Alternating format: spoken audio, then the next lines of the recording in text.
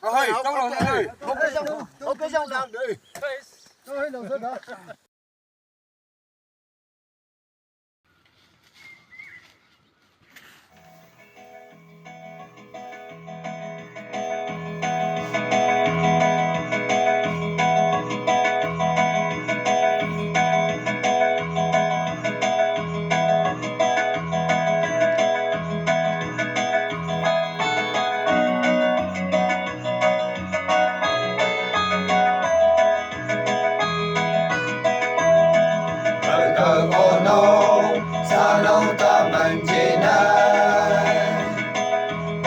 Số này thằng bữa có bay hoang tàn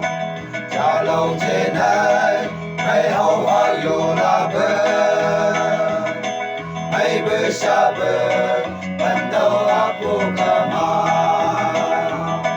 ô vô nhiều bầu vô lấy nụ bữa làm khai ta là ông này thầm bố mày cô ta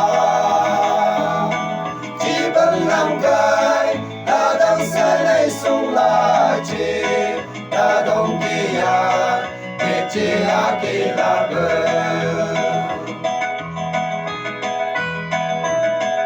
ô cao ta cô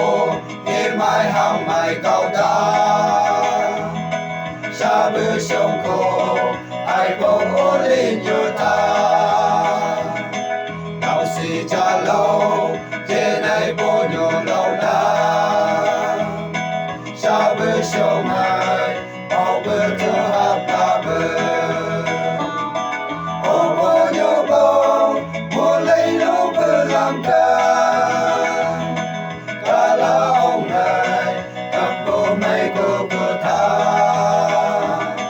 chỉ vẫn làm cái ta đang sẽ đây sống là chỉ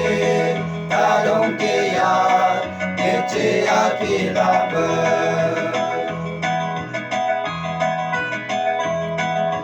này cao ta chỉ có ngày hoàng ta